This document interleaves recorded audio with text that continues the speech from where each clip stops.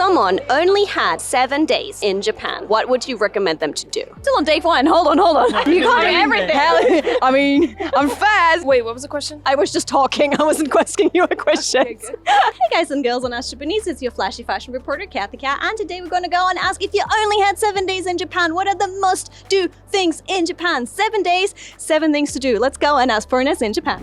If you only had 7 days in Japan, what you definitely would recommend someone to do during 7 days in Japan?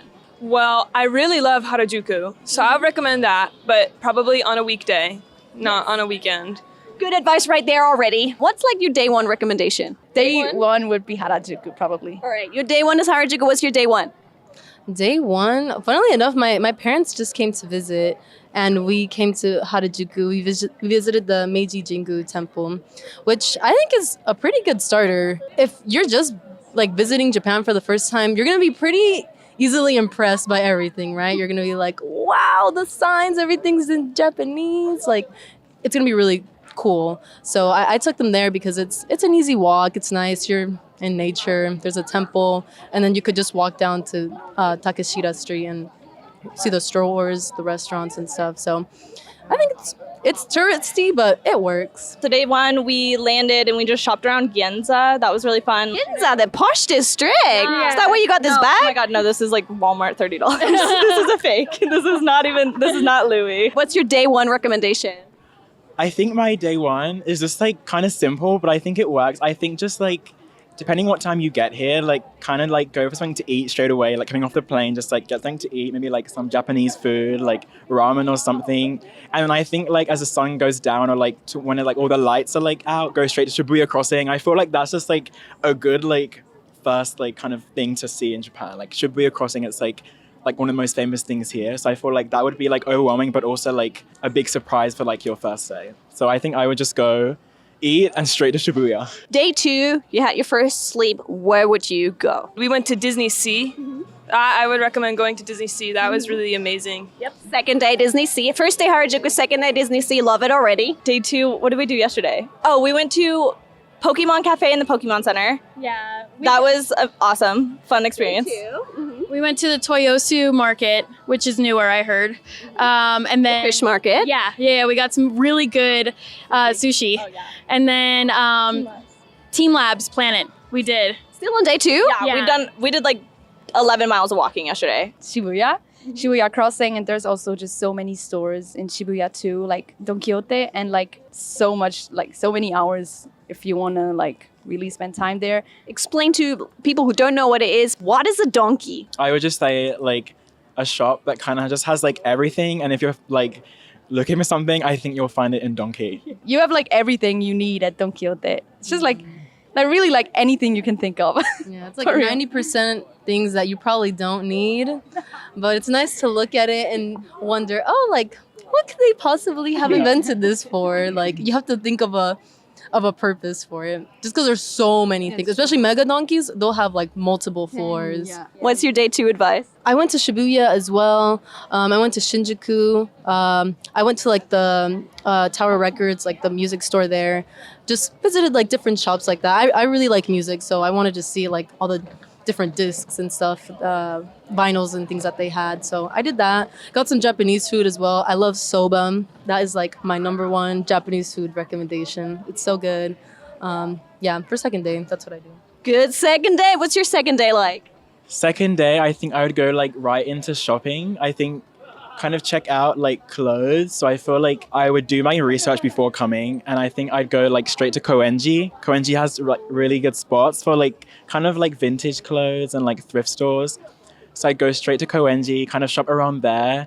Also get some food, and maybe like after go to a park, immerse myself like, oh, I'm in Japan right now kind of thing. Yeah. Day three. What's your day three recommendation? You have your parents, your best friend.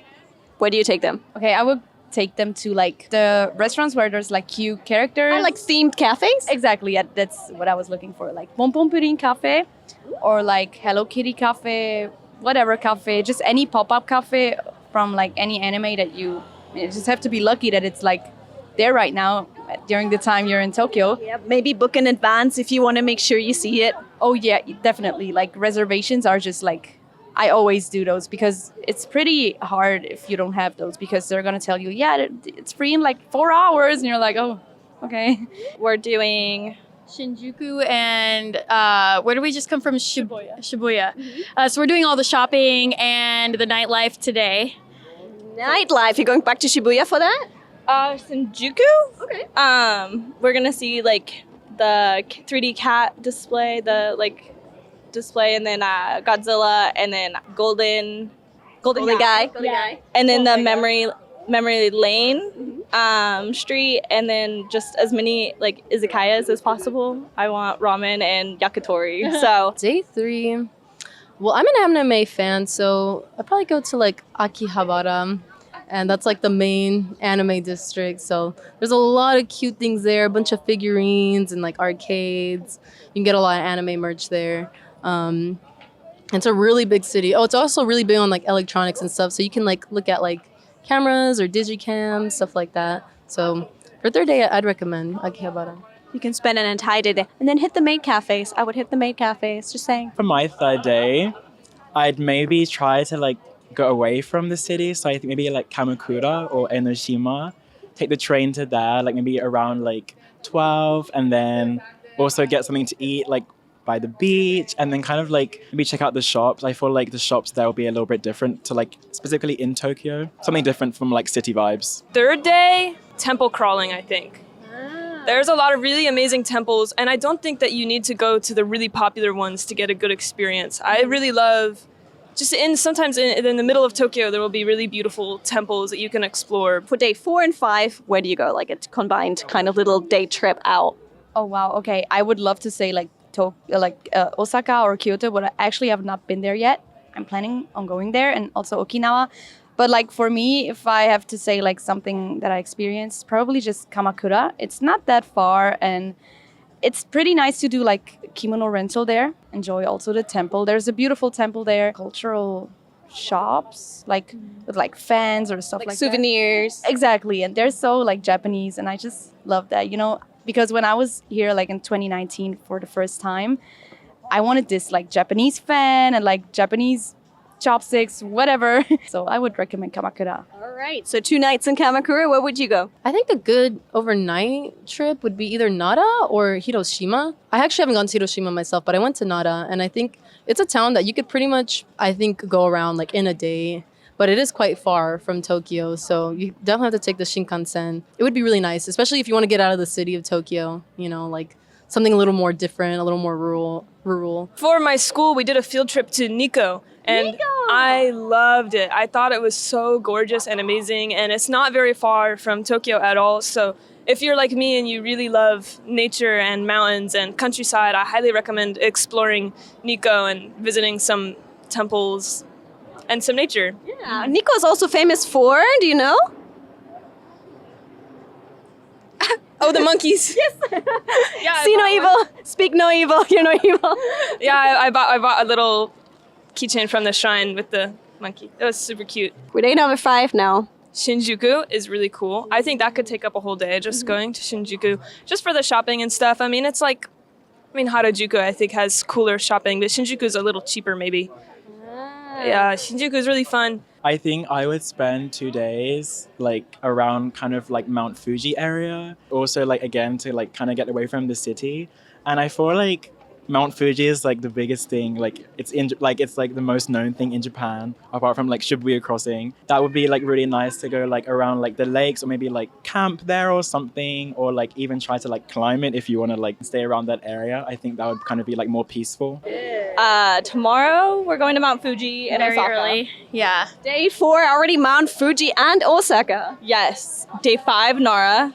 Day 6, Kyoto. Day 7, we're going back to Tokyo, yeah. This is probably the most standing we've done in all day. Yeah. Yeah, yesterday already sounded intense, but the rest of your journey sounds really intense too. Packing a lot into a week. This isn't glow, this is sweat. Yeah. We're almost at the end of the trip now. So the last 2 days, let's say the last one you actually have to fly out again. So it's the end of the trip. What do people have to make sure they do before they leave? I just do a lot of like research to what stores I want to go to. Like, for example, oh, is there like a Vivienne Westwood store here? And then I just make sure like, oh yeah, where are these stores? And I just go there. But like, I try to make sure that it's like close or that I can go like in a route, just like the stores that I want to go to, mainly like brand stores, or not, doesn't even have to be that, just like stores that I did research on that I want to visit.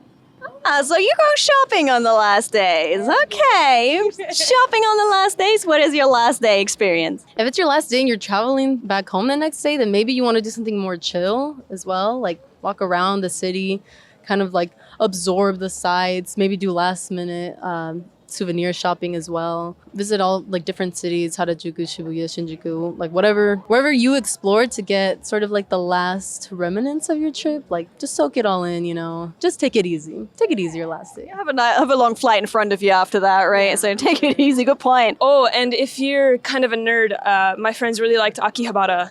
So if you're into like niche goods and that sort of thing, Akihabara is really fun in Tokyo. I haven't explored outside of Tokyo nearly as much as I would like, but I recommend not staying in the city for the whole time. There's a lot of smaller cities outside of the area, like an hour or two train ride away, that I think are really cool to go to. So final day, which of the city out of the way are we going to go to? Anywhere you've heard that you're interested in going to?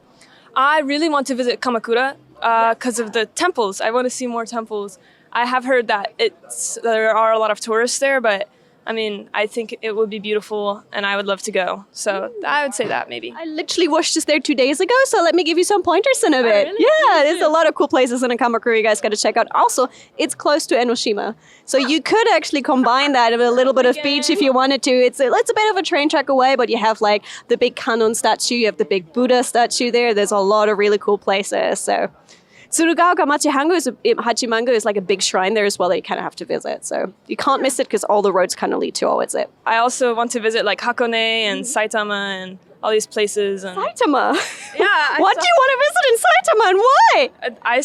I saw a TikTok of it that looked really cute. So Okay. I don't know. What's cute in Saitama? I just want to go and explore, really. But Saitama's kind of famous for nothing being there, so what did that TikTok say?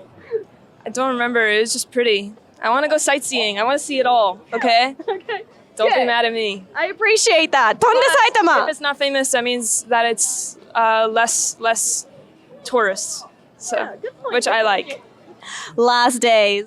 I think for the last day, I would also just like want it to be like more chill because you have to like pack and you don't want to like have to rush around. So I feel like maybe go to like an onsen or something. Maybe just like also go souvenir shopping and just kind of get like all of your last bits before like the long flight. Yeah, I think I was just taking like a walk around and just like take everything in before I leave.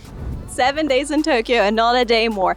One of them is first your arrival day. Be sure to do some shopping around the airport because depending on which airport you go to, there's a lot of cool stuff and you can already get a meal in because you might not know the area around your place. That's day number one. If you can get in a walk in the sun and some water, it will help you not get a jet lag. Then day number 2 and day number 3 should be your Tokyo day since you're already here and probably the most flights are cheap here to come into this city. So have a look around the area, go maybe for example Ueno, Asakusa and such where you can see culture. Don't go shopping yet though, unless it's something you need. Because I'll tell you that in a moment. So that's day number 3.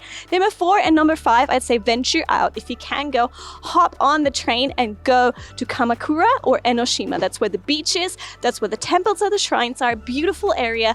Definitely go there. So we have arrival day, 2 days in Tokyo, 2 days out. So you're already on day number 6.